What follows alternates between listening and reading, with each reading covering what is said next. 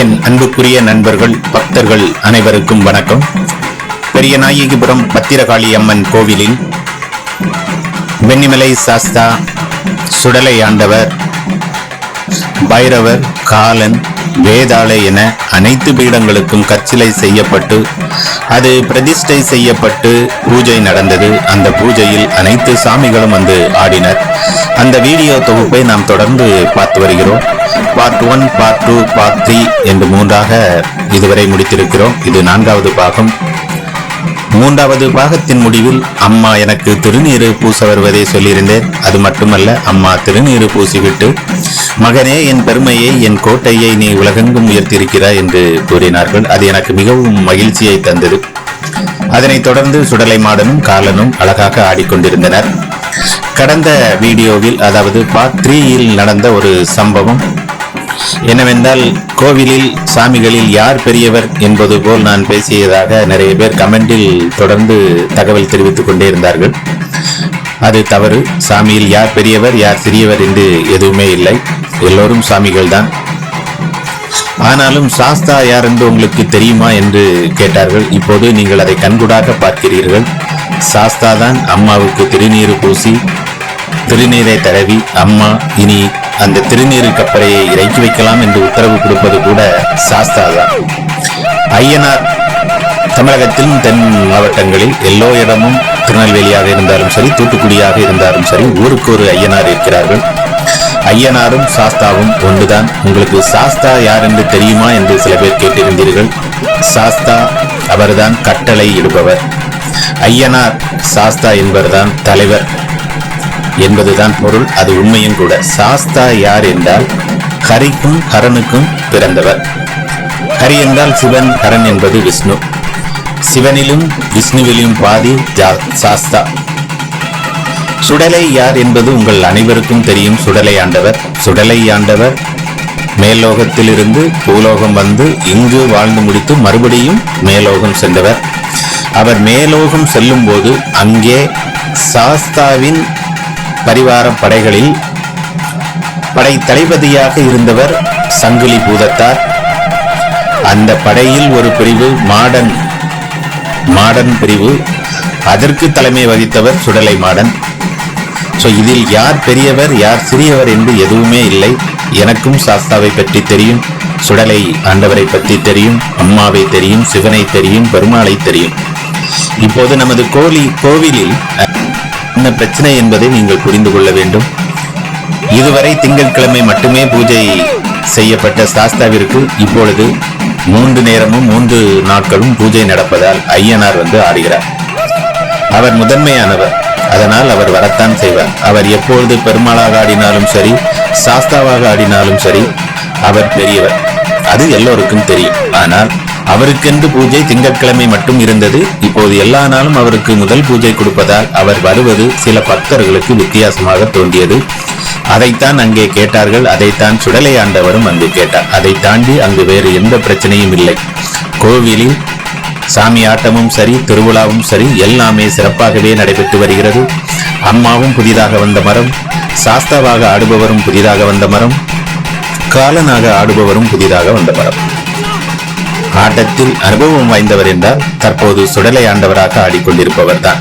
அதனால் அவர் அங்கே வரும் சாஸ்தா புதுமரம் என்பதால் அவருடன் அவருடைய பரிவார படைகளையும் கூட்டி வருவதை தடுப்பதற்காக மட்டுமே அன்று சுடலை ஆண்டவர் அப்படி ஒரு கேள்வியை கேட்டார். யார் என்று அதற்கு ஐயனார் பதில் சொல்லிவிட்டார். அதனைத் தொடர்ந்து நீங்கள் பார்த்து கொண்டிருக்கிறீர்கள். ஆட்டம் மிகவும் சிறப்பாக நடைபெறுகிறது. பக்தர்களே, நீங்கள் கவலை கொள்ள வேண்டாம். சாமிக்குள் எந்த போட்டியும் இல்லை. மனிதர்களாகிய நாம் தான் அதை புதிதாக உருவாக்கி கொண்டிருக்கிறோமே தவிர வேறு ஒன்றுமில்லை. ஆட்டத்தை தொடர்ந்து பாருங்கள். கோவிலில் அம்மா தற்போது அனைத்து பக்தர்களுக்கும் திருநீர் பூசி மகிழ்ந்து கொண்டிருக்கிறார்கள். இன்னும் அடுத்தடுத்த பார்ட் வரும்போது நீங்கள் பார்த்தால் உங்களுக்கு தெரியும் சுடலை ஆண்டவர் என்னவெல்லாம் செய்தார் என்று. பாருங்கள், எவ்வளவு ஆவேசமான ஒரு ஆட்டம். சுடலையும் காலனும் சேர்ந்து விட்டால் அந்த ஆட்டத்தை பார்க்க நமக்கு கண்கோடி வேண்டும். தற்போது ஒரு 2 நபர்களுக்கு சாஸ்தா திருநீர் பூசி கொண்டிருக்கிறார். இவர்கள் சென்னையில் வேலை பார்த்து கொண்டிருக்கிறார்கள். நமது சேனல் மூலமாக இந்த வீடியோவை பார்த்து கோவிலை பற்றி விசாரித்து அன்று இரவு 1 மணிக்கு நமது கோவிலுக்கு வந்தார்கள். நடு இரவு 1 மணிக்கு. அனைத்து சாமிகளுமே அவர்களை அடையாளம் கொண்டு சரியாக அவர்களுக்கு திருநீரு பூசி முட்டு அருள் வாக்கும் கூறி அனுப்பி வைத்தார்கள். அது மகிழ்ச்சியை தந்தது. வழக்கம் போல் சுடலையின் ஆட்டம் ஆரம்பமானது. எவ்வளவு பெரிய அறிவாளாக இருந்தாலும் அதை தூக்கி தன் தோளில் வைத்து அவர் ஆடும் ஆட்டம் பார்க்க அவ்வளவு அழகு. அருமையான ஒரு ஆட்டம் ஆடிக்கொண்டிருக்கிறார்.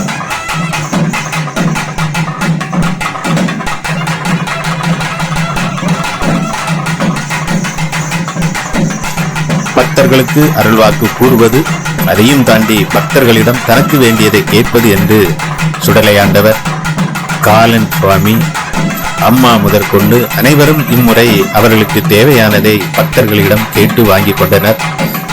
கண்காட்சியில் கண்டிப்பாக அதை நீங்கள் வாங்கி வைக்க வேண்டும் என்பதையும் அவர்கள் சொல்லிவிட்டார்கள்.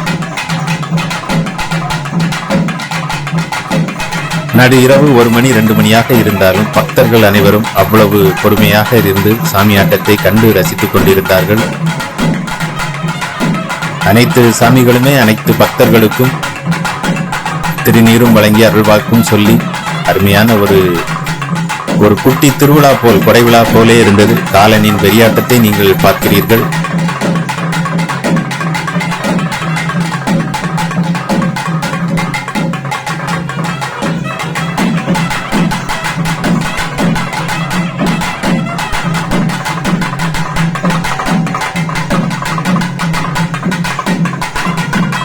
சுடலை மாட சுவாமி காலனை தேடி சென்று அழைத்து வருகிறார். அவர்கள் இருவரும் கடந்த திருவிழாவின் போது நாம் பார்த்தோம். இருவரும் கழுத்து நிறைய மாலையை அணிந்து கைகோர்த்து ஆடியது அவ்வளவு அழகாக இருந்தது. தற்போது சுடலை மாடன் தனது கைகளில் 2 பந்தங்களை வைத்திருக்கிறார். காலனும் ஒரு பந்தத்தை வாங்கி கொண்டார், தீப்பந்தத்தை. இருவரும் கைகோர்த்து ஆடுவது அவ்வளவு அழகாக இருக்கிறது. சாஸ்தாவும் அம்மாவும் பக்தர்களுக்கு திருநீர் வழங்கி கொண்டிருக்க, சுடலையும் காலனும் கைகோர்த்து ஆட, இதனை பார்க்க மிகவும் சந்தோஷமாகவும் மகிழ்ச்சியாகவும் இருந்தது. சுடலை மாடன் காலனை அழைத்து வந்து ஒரு ஆட்டம் ஆட்டிவிட்டு அவரை தற்போது வழி அனுப்பிவிட்டார். தற்போது இன்னும் சிறிது நேரத்தில் காலன் ஒரு ஆட்டம் ஆடிவிட்டு விடைபெறுவார்.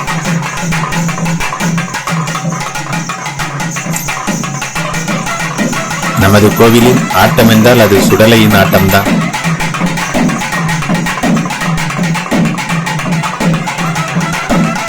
இவ்வளவு பக்தர்கள், இளைஞர்கள் நைட்டு 2 மணி ஆனாலும் அங்கே நிற்பதற்கு காரணம் சுடலை ஆண்டவரின் ஆட்டத்தை காணத்தான்.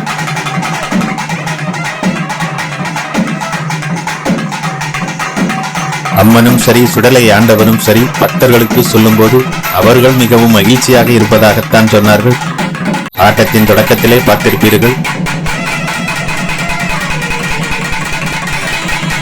அம்மா சொல்லுவார் சுடலையிடம், உனக்கு எப்படி நான் வாங்கி கொடுத்தோனோ அதே மாதிரி நம் பக்தர்களையும் நீ பத்திரமாக பார்த்துக் கொள்ள வேண்டும் என்று சாஸ்தாவிடம் இருந்து பெருமாளின் பிரம்பை வாங்கி வைத்திருந்தார் அம்மன்.